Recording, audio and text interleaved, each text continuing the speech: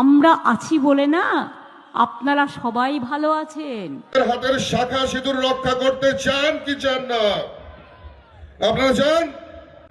এখন থেকে ঘরে যে অস্ত্র আছে, বটি কাটারি, আপনারা এখন থেকে ধার দিতে শুরু করুন, শান দিতে শুরু করুন।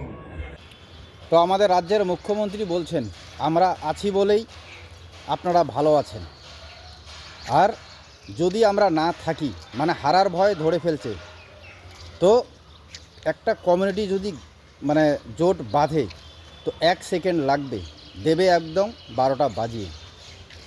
এবং অপরদিকে নিশীথ প্রামাণিক আমাদের দেশের স্বরাষ্ট্র মন্ত্রকের স্বরাষ্ট্রমন্ত্রী হিসেবে দায়িত্ব পালন করেছিলেন, তিনি বলছেন যে হাতের শাখা সিঁদুর যদি রক্ষা করতে চান তো মায়েদের আপনাদের বাড়িতে যে অস্ত্র আছে, বটি কাঠারি ছুরি, সব শান দিতে, ধার দিতে। তো এই হচ্ছে বর্তমান আমাদের বাংলার রাজনীতি। এবং বাংলার রাজনীতিতে যারা শীর্ষ আসনে বসে আছেন, শীর্ষ আসনে ভাবুন, একজন বাংলার মুখ্যমন্ত্রী তিনি বলছেন কোনো একটা কমিটি যদি জোট বাঁধে 1 সেকেন্ড লাগবে, দেবে 12টা বাজিয়ে। আবার অপরদিকে স্বরাষ্ট্রমন্ত্রীর দায়িত্ব পালন করেছিলেন স্বরাষ্ট্রমন্ত্রীর অধীনে, তিনি বলছেন হাতের শাখা সিঁদুর রক্ষা করতে গেলে বাড়িতে যে অস্ত্র আছে সব শান দিতে। তো এই হচ্ছে আমাদের বাংলার বর্তমান পরিস্থিতি। মানে আমাদের রাজ্যে কি কোনো আইন কানুন ব্যবস্থা নেই, বা আমাদের দেশে এরকমভাবে সাধারণ মানুষকে বলতে হবে? এরাই হচ্ছে আমাদের রাজ্যের নেতা এবং নেত্রী। শুনুন পুরো বক্তব্য কি বলেছেন আমাদের বাংলার মুখ্যমন্ত্রী এবং আরেকদিকে প্রাক্তন মন্ত্রী, শুনুন। আর যদি আমরা না থাকি কোনোদিন সেরকম আসে, 1 সেকেন্ড লাগবে। একটা কমিউনিটি যখন জোট বাঁধে না, ঘিরে ফেললে 1 সেকেন্ডে দেবে একদম 12টা বাজিয়ে। যুদ্ধক্ষেত্রে অবতীর্ণ হয়ে মায়েদের সম্মান রক্ষার স্বার্থে হাতে অস্ত্র তুলে নিতে হবে। এখন থেকে অস্ত্রের শান দেওয়া শুরু করুন। মায়েদেরকে বলবো, আপনারা নিজেদের হাতের শাখা সিঁদুর রক্ষা করতে চান কি চান না? আপনারা চান? এখন থেকে ঘরে যে অস্ত্র আছে, বটি কাটারি, আপনারা এখন থেকে ধার দিতে শুরু করুন, শান দিতে শুরু করুন। রাজ্যের মুখ্যমন্ত্রী যদি ভয় দেখাবার চেষ্টা করে, রাজ্যের মুখ্যমন্ত্রী যদি কোনো কমিউনিটিকে দিয়ে আমাদের ভয় দেখাবার চেষ্টা করে, মনে রাখবেন আমরাও তৈরি আছি। লড়াই করতে গেলে লড়াই হবে, 1 ইঞ্চি জমি ছেড়ে আমরাও কথা বলবো না। তো আপনারা শুনলেন আমাদের বাংলার মুখ্যমন্ত্রী মমতা ব্যানার্জি কি কথা বলছেন, এবং অপরদিকে বিজেপির প্রাক্তন মন্ত্রী নিশীথ প্রামাণিক তিনি কি বললেন। কিন্তু আমি ব্যক্তিগত মতে বলতে চাই, আপনারা এখন অবধি এটা দেখেছেন যে মুখ্যমন্ত্রী যে বক্তব্য রেখেছেন, একজন রাজ্যের মুখ্যমন্ত্রী হয়ে এই বক্তব্য রাখতে পারেন? এবং এই বিজেপির এত নেতা মন্ত্রী, এত কর্মী, কেউ এখন অবধি মুখ্যমন্ত্রীর নামে একটা এফআইআর করেননি। অথচ এফআইআর না করে একাধিক বিজেপি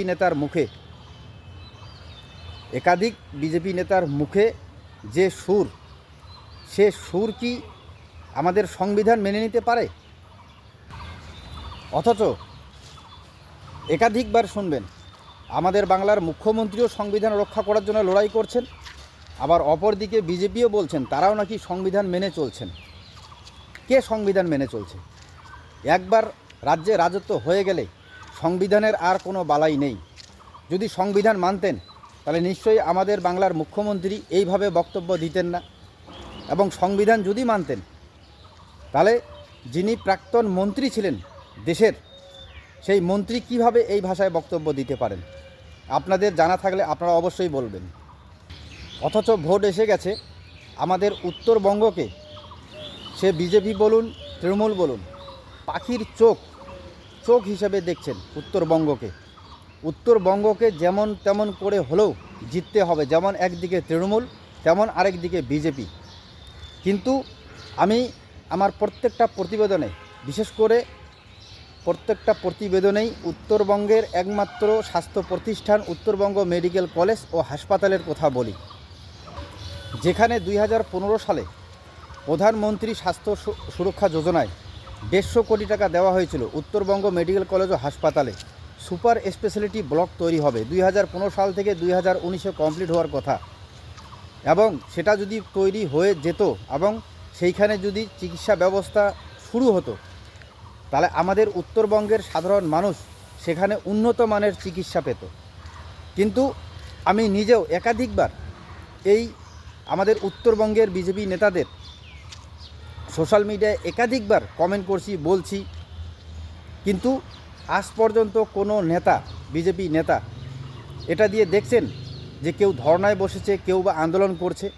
সামনে ইলেকশন এসে গেছে, কেন উত্তরবঙ্গ মেডিকেল কলেজে প্রধানমন্ত্রীর স্বাস্থ্য সুরক্ষা যোজনায় 150 কোটি টাকা দেওয়া হলো, কিন্তু কেন সুপার স্পেশালিটি ব্লক এখনও চালু হলো না? 2019-এ কমপ্লিট হওয়ার কথা, সেটা এখনও 2026 চলছে। তো 6 বছর 7 বছর অতিক্রম হয়ে গেল, কেন এখনও তৈরি হলো না? কোনো বিজেপি নেতা এ নিয়ে মুখ খুলছে না বা কেউ ধর্নাও দিচ্ছে না। কিন্তু আপনারা দেখবেন যে আমাদের উত্তরবঙ্গে, বিশেষ করে শিলিগুড়িতে ছোট ছোট ঘটনায় এখানকার নেতাগুলো ধর্না দিচ্ছেন। কিন্তু আমাদের রাজ্যের যে শাসন করছেন তৃণমূল দলের সরকার চলছে, সেখানেও মুখ্যমন্ত্রী মমতা ব্যানার্জি নিজেই স্বাস্থ্যমন্ত্রী, কিন্তু তিনিও স্বাস্থ্যমন্ত্রী হওয়ার পরেও একমাত্র উত্তরবঙ্গের একমাত্র স্বাস্থ্য প্রতিষ্ঠান, সেখানে তার কোনো নজর নেই বললেও চলে। কিছুদিন আগেও রাজ্যের 2 জন স্বাস্থ্য আধিকারিক এসেছিলেন, আসার পরে সুপার স্পেশালিটি ব্লকের অপরিষ্কার অপরিচ্ছন্নতা দেখে রেগে গিয়েছিলেন। কিন্তু এটা দেখে রাগেননি যে কেন সুপার স্পেশালিটি ব্লক তৈরি হলো না 6-7 বছর পার হয়ে গেল তারপরেও, বা কেনই বা এখানে ইএনটি বিভাগে ওটি না থাকায়ও সেখানে 1.5 কোটি টাকা দামের কানের মেশিন কেন এসে পৌঁছলো? কার গাফিলতি? কেউ এটা নিয়ে কোনো মাথা ঘামাচ্ছেন না, না বিজেপি নেতা, না আমাদের শাসনে বসে থাকা তৃণমূলের কোনো নেতা বিধায়ক। কেন? অথচ যখনই মুখ্যমন্ত্রী, আমি তো এটাই বলবো, তৃণমূল নেত্রী মমতা ব্যানার্জি, সামনে 26-এ ভোট, তিনি বুঝে গেছেন হয়তো তার গদি এখন ডগমগাচ্ছে, যার জন্যে তিনি একটা কমিউনিটির নাম করে ধমক দিচ্ছেন যে তিনি আছেন বলেই একটা কমিউনিটি শান্ত আছে। এর মানে কি? অনেক বিজেপি নেতা বলছেন একটা কমিউনিটি নাম না করে তিনি বলছেন, তো সেটা সংখ্যালঘুদের কথা বলা হচ্ছে, মুসলিমদের কথা বলা হচ্ছে। প্রতিনিয়ত কি এই সংখ্যালঘু মুসলিমরা মমতা ব্যানার্জির ভোট ব্যাংক হিসেবে কাজ করবে? এবং যখন মমতা ব্যানার্জির হারার ভয় হবে, যখন তার সর্বোচ্চ গদি নিয়ে যখন টানাটানি পড়ে যাবে, তখন এই কমিউনিটিকে আবার হাওয়া দেবেন, আবার সেই কমিউনিটি গিয়ে কি লাফিয়ে পড়বে? এতটা বুর্বক আর এই কমিউনিটি নেই আমি বলতে পারি। কারণ চারদিকে দেখছেন যে সংখ্যালঘু মুসলিমরা কীভাবে জাগ্রত হয়েছে, তারা প্রতিবাদ করছে। তারা আর এই ভাতাতে বিশ্বাসী নয়, তারা স্বাস্থ্য, শিক্ষা, কর্মসংস্থানের উন্নতি চায়, উন্নয়ন চায়। তারা বুঝতে পারছে যে আমাদের রাজ্যের কী পরিকাঠামো, কী ব্যবস্থা, সব নিয়ে তারা অবগত। তো কাজেই মমতা ব্যানার্জি উস্কালে যে এই কমিউনিটি উস্কাবে বা উস্কানিতে ঝাঁপিয়ে পড়বে এমনটা কিন্তু নয়। কিন্তু এর প্রতিক্রিয়া কি হলো? বিজেপি নেতারা কি আদৌ মুখ্যমন্ত্রীর নামে কেস করলেন? কোনো থানায় এফআইআর করলেন? আপনারা শুনেছেন? শুনেননি। কিন্তু তাদের বক্তব্য কি? বিশেষ করে আমি বলবো প্রাক্তন মন্ত্রী নিশীথ প্রামাণিক, তিনি বলছেন মায়েদের শাঁখা সিঁদুর রক্ষা করতে গেলে তাদের বাড়িতে যে অস্ত্র আছে সেগুলিতে শান দিতে হবে। কেন? দেশে সংবিধান নেই, দেশে আইন নেই, দেশে কি গণতন্ত্র চলছে না? তো তারা শান দিয়ে কি করবেন? কিসের যুদ্ধ করবেন? তো একজন প্রাক্তন মন্ত্রী তিনি কি এ কথা বলতে পারেন? এবং তার প্রতিবাদেও এখন পর্যন্ত তৃণমূলের কোনো নেতা নেত্রী তারা কি কেস করেছেন? করেননি। কারণ সবটাই হচ্ছে ভোটের রাজনীতি এবং ক্ষমতা দখলের লড়াই।